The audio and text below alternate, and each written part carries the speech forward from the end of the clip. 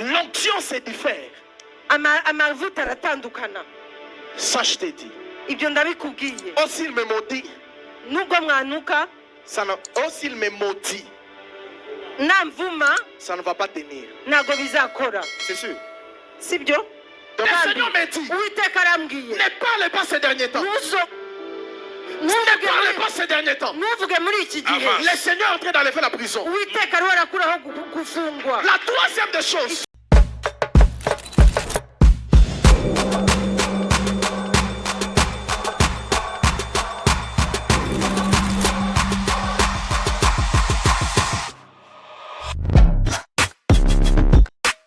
Shalom. Que le Seigneur vous bénisse. Faites comme ça pour la gloire de Dieu. À ceux qui ne me connaissent pas, je m'appelle le prophète Joshua Livoyant. Nationalité congolaise. J'ai béni le Seigneur pour être.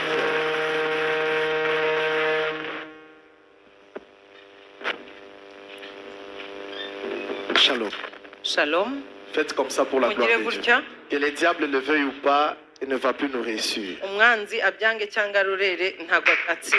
Amen. Amen.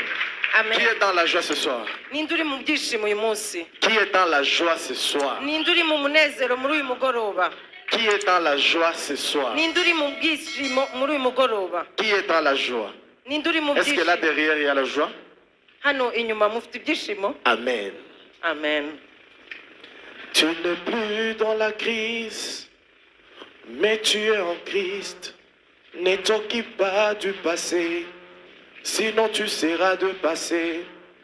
Attache-toi aux promesses, tu seras dans l'allégresse. Éloigne de toi la paresse, tu seras béni jusqu'à ta vieillesse. Si Jésus est vivant, il s'élèvera le dernier. Les ennemis de ta vie, ils changeront ta vie. Toi tu n'es plus ce que les hommes disent que tu es, mais toi tu es ce que Dieu dit que tu es. Ta destinée n'est pas dans les mains de ta famille. Ta destinée n'est pas dans les mains de tes enfants. Ta destinée n'est pas dans les mains des Congolais. Oh Saint-Esprit, Seigneur, je te bénis pour ta présence, pour ton amour, parce que tu as permis à ce que je puisse mettre mes deux pieds dans cette maison. Cette maison, c'est une maison bénie. Tu as dit à Josué, partout où foulera la porte de tes pieds, je te donnerai en possession. Seigneur, j'aimerais que je puisse disparaître afin que ton esprit puisse se mouvoir. Je brise tout esprit maléfique qui ne confesse pas le nom de Jésus. Au nom puissant de Jésus-Christ. Jusqu'à ce que le sang du Saint-Esprit puisse se répandre au milieu de nous. Au nom de Jésus, nous prions Dieu d'Israël. Amen. Vous pouvez vous rasseoir pour la gloire de Dieu. Miracle. Obéis à ton Père spirituel. Si tu veux être visité, tu veux la visitation, n'est-ce pas? Obéis cet homme. Même s'il est mince, son Dieu n'est pas mince.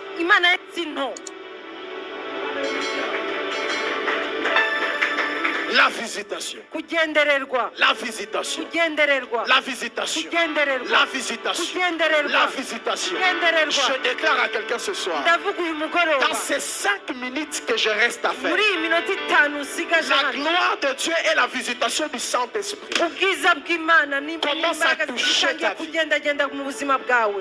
Amen. Dieu ne peut jamais visiter un orgueilleux. Jamais. Tu penses qu'il a chassé le diable au ciel à cause de l'orgueil, à cause de l'impudicité. kubera ubusambanyi Non. oya À cause de voler? kubera kwiba Non. oya À cause de la jalousie? kubera ishyari Non. oya À cause de l'orgueil? kubera ubwiyemezi ubwibone. Parmi les péchés que Dieu hait, mu byaha Imana yanga il n'aime pas un orgueilleux. ntabwo akunda umwibone. Quand tu arrives toujours à l'église en retard, buri gihe uza ku tu rusengero attends que le watinze bishop arrive utegereza ko bishop pour ahagera que toi aussi, maman, prophète, bishop, apotros, tu puisses entrer. kugira ngo nawe uze nkaho uri mama bishop Bishopotros, bishopotros prophétisos. protetisos. Donc tu prends tous les ministères ugafata minisiteri et toi yose tu viens. ukaza Maman talon élevé. wambaye amatalo Bam, bam. pa Ça c'est l'esprit de Jézabel. uwo ni umwuka wa Yezebabeli. Quand tu viens comme ça, iyo ukoze gutyo ne cherche pas la place devant. ntushaka umwanya w'imbere Coince-toi là derrière. jya hari Et inyuma commence à dire Seigneur, pardonne-moi pour le retard. utangire uvuge ngo Mana mbabarira ko natinze. Le prédicateur est en train de prêcher. umuvugabutumwa yatangiye kuvuga Toi tu viens. uraje C'est grave, hein? Les birakomeye églises de nos jours. amasengero y'iki C'est pourquoi quand le diable te frappe, niyo mpamvu iyo il n'a dayimoni même pas ikubise pitié de toi. ntabwo igira imbabazi Parce qu'il voit, kuko même irabona l'obéissance, il n'a pas. irabona ko ntacyo ufite. Alors pour te frapper, kugira ngo il ne demande même pas un conseiller. nta nubwo isaba umuntu Franchement, umufasha il te frappe en français et en anglais. iragukubita mu gifaransa no mu cyongereza. Il y a des gens hari qui abantu sont montés dans toutes les langues. bari bazi bavuga mu ndimi zose Ils sont maudits bavumwe mu ndimi zose dans toutes les langues. mu ndimi zose. En Swahili, il est maudit. mu giswahili yaravumwe, En français, il est mu maudit. gifaransa En yaravumwe, kinyarwanda, il est mu maudit. kinyarwanda yaravumwe, Même en Chinese, no mu gishinwa Hong Hee, il est maudit. no mu gishinwa grave. yaravumwe. Mais aujourd'hui, ariko ubu toutes les malédictions, ari ibivumo que yose ça soit en anglais, bibe mu que cyongereza, ça soit en français, mu gifaransa, que ça soit en kikongo, mu gitekongo, que ça soit en portugais, mu giportugisi, que ça soit en allemand, bibe mu ki même si c'est la malédiction de la Russie, niyo cyaba umuvumo wo ou muri celle des Rusiya États-Unis, cyangwa wo muri Amerika ou celle de Kibungo, cyangwa w'ikibungo, aujourd'hui, uyu munsi ça commence à sortir utangiye et kugenda ça ne te touchera pas. ntabwo bizagukoraho. ari Et en bw'Imana train de changer l'identité de ta vie. uriho urahindura ubuzima Le bwawe. Seigneur est en train de me parler de papa. Venez ici. ngwino papa, Venez. Marebochendra Kavasa. Pendant que tu es en train d'avancer, igihe wari uraza le Seigneur est en train de me dire, uwiteka arambwiye à partir d'aujourd'hui, kuva uyu munsi toute condamnation gucibwa urubanza, qui ont été parlées sur vous gucibwa imanza bwakuvuzeho commence à te relâcher. bitangiye La kukurekura. deuxième des choses, cya kabiri le Seigneur me dit de te dire, uwiteka tu arambwiye as beaucoup amubwire d'ennemis ufite abanzi qui benshi se font des amis. bariho barigira inshuti, Et lorsqu'ils sont devant toi, kandi iyo bari imbere ils vous yawe montrent qu'ils sont avec toi. bakwereka ko muri kumwe, Mais en réalité, ils ne sont pas avec toi. ariko ubundi ntabwo bari kumwe nawe. Le Seigneur me dit, uwiteka il te arambwira prend de la prison. aragukuye muri gereza. Amen. Il y avait des gens hari abantu qui voulaient comploter contre toi. bashakaga kugucira imigambi.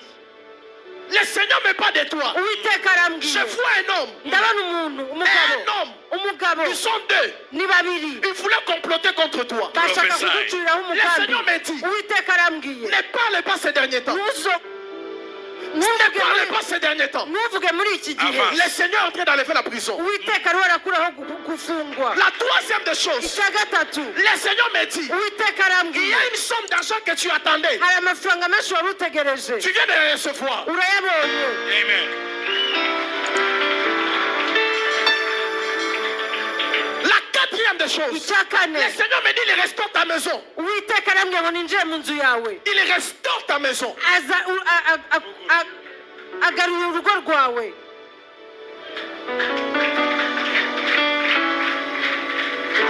Le Seigneur Seigneur me dit une chose. uwiteka ambwiye ikintu Il ouvre les portes de voyage. akuyeho agushyizeho imiryango yo Je vois kugenda mission, mission. Yo Le kugenda. Seigneur veut faire quelque chose sur ta vie. hari imana ikoze C'est la saison de miracle. ni igihe cyawe cy'ibitangaza Et c'est cyawe la saison de ni visitation. igihe cyawe cyo À partir kugendererwa d'aujourd'hui, kuva nonaha ça commence à entrer dans ta vie. biratangiye nonaha mu Reçois la buzima gloire bwawe et la akira puissance. akira Venez ici, monsieur. Pendant que tu es en train d'avancer, lève cousin frère de Konze. Benyu kutu kwache. Bahama maragozo paide tento sefa. Le Seigneur me parle de toi. uwiteka arakumvuze Toi, wowe tu es une étoile. uri inyenyeri Amen. Et personne ne peut freiner l'étoile. kandi nta muntu ushobora guhagarika inyenyeri Je vois l'onction royale sur ta tête. ndabona amavuta ku mutwe wawe Mais ariko je vois, ndabona tu ne vas pas continuer à vivre à Kigali. ntabwo uzakomeza kuba i kigali Je vois, Dieu t'amène. ndabona imana Ce n'est igutwara pas en Europe. ntabwo ari mu burayi C'est quelque part sur la terre. ni hano ku isi Et là où tu partiras, kandi aho Dieu uzagenda va accomplir de grandes choses. imana izakora ibintu bikomeye Rebo Marados. Shai de faille de chromasiate. Lembragatou, Shindrakata. Monsieur, si je suis une dame, si je en jaune. Jaune. Ouais, Ici sur ouais, cette rangée, venez ici. w'umuhondo Sur cette rangée jaune, venez ici. ngwino Venez, vite, vite. ihute Pendant que tu es en train d'avancer, igihe uriho uraza je suis en train de voir la promotion. ndiho ndabona kuzamuka Le Seigneur me dit, uwiteka arambwiye il vient de t'élever. iraje kukuzamura Et il vient d'élever ta famille. kandi n'umuryango wawe irawuzamuye Dieu vient d'élever ta famille. imana izamuye umuryango Au wawe travers de toi, Dieu va élever ta famille. biciye muri wowe Tu izazamura es Esther de ta umuryango famille. kuko uri esiteri Dieu w'umuryango me dit wawe ne pleure pas. imana irambwiye ngo ntiwongeye kurira